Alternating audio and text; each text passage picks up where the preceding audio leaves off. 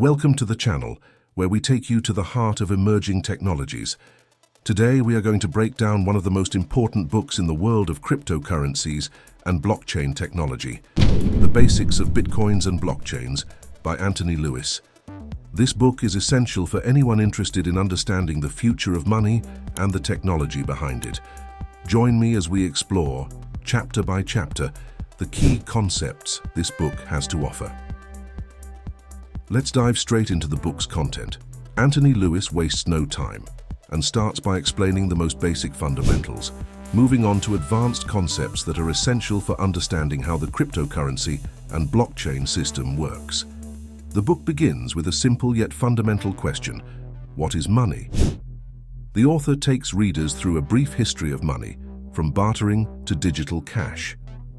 Lewis emphasizes how money has evolved to facilitate trade, first in the form of goods, then metal coins, paper money, and finally digital money. This foundation is crucial for understanding why cryptocurrencies like Bitcoin have value and how they fit into the evolution of money. The importance of this chapter lies in understanding that money is a social agreement. It is a representation of value that we use to exchange goods and services. The author also introduces key concepts like fungibility, divisibility, portability, and durability of money, all of which are necessary for it to function as a medium of exchange. In the second chapter, Lewis presents what many consider to be the most revolutionary invention of the 21st century: Bitcoin. Bitcoin is a form of digital money that works without a central bank or controlling authority. The author explains how Satoshi Nakamoto, Bitcoin's mysterious creator, designed this system to be decentralized, meaning that it is not controlled by any particular entity. Bitcoin is the first implementation of a cryptocurrency based on blockchain. But what exactly is a blockchain? Don't worry, we'll get to that shortly. For now, the important thing is to understand that Bitcoin is a currency based on mathematics and cryptography. Lewis explains how Bitcoin is transparent and public, as all transactions are stored in a kind of digital ledger called a blockchain.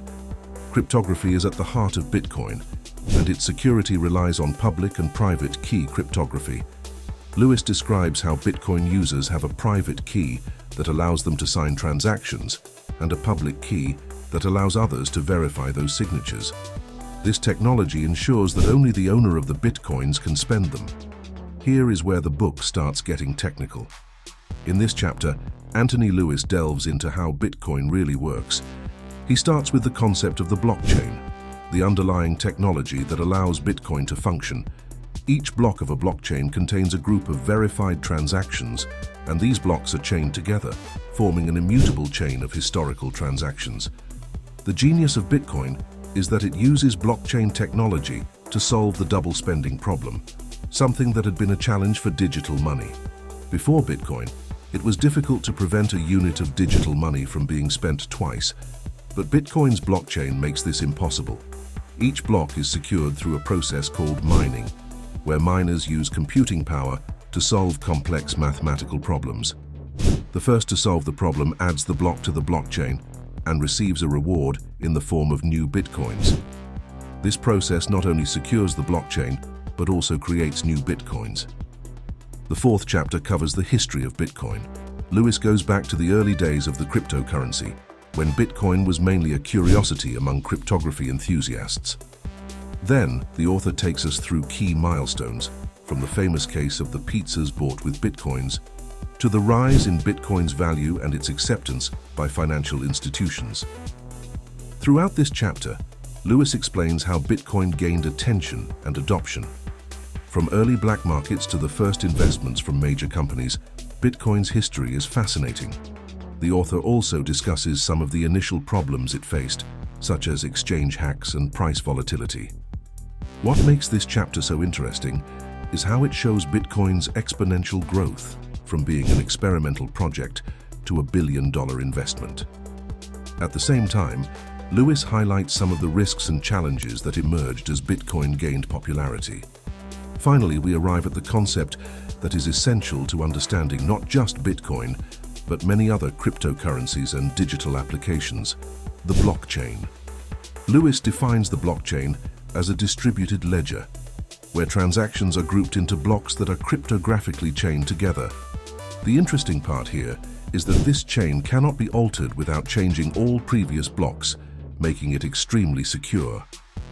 The author does a fantastic job of breaking down the complexity of blockchain into easy-to-understand terms. Instead of relying on a central entity like a bank, the blockchain allows multiple parties to reach a consensus on the ledger's state without needing to trust each other. This consensus is achieved through proof of work, the process Bitcoin uses to validate transactions. This chapter also examines other types of blockchains, such as private blockchains used by companies to manage internal data.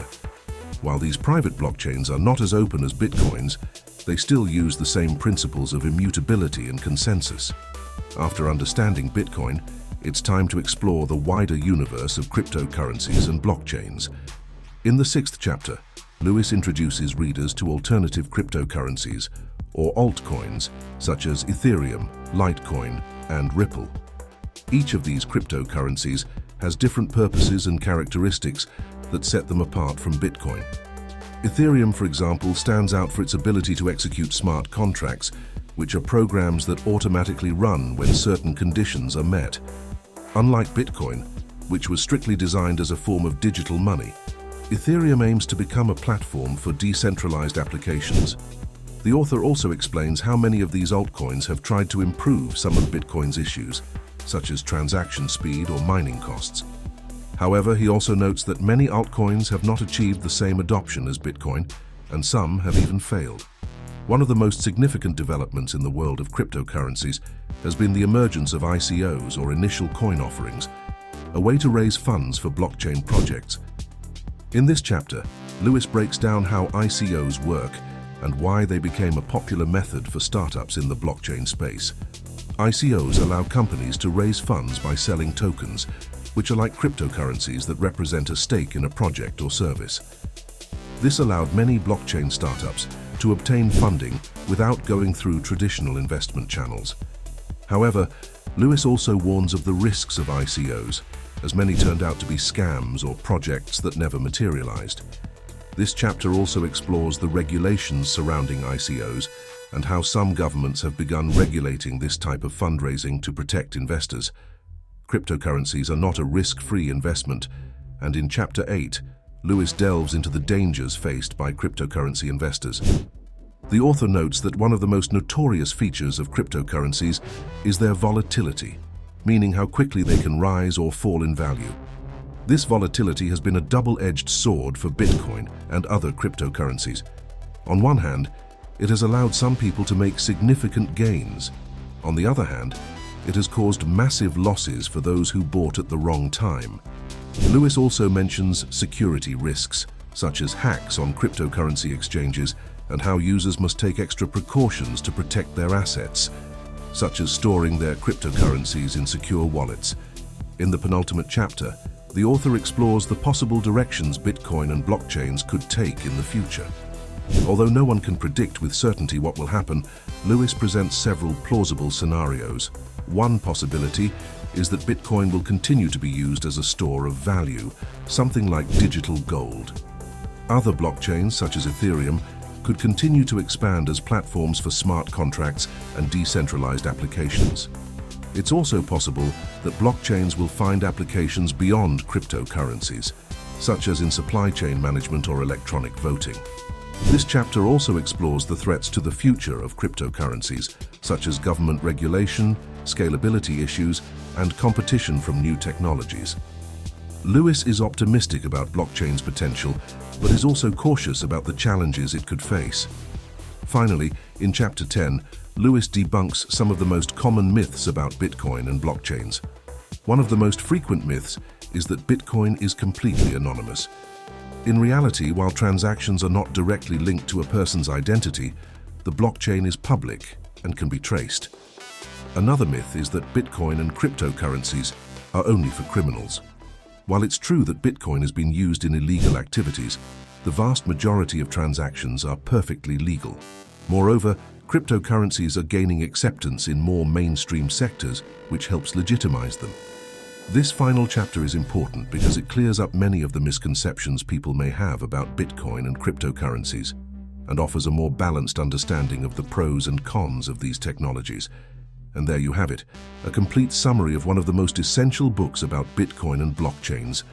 Don't forget to give the video a like and subscribe for more content on emerging technologies.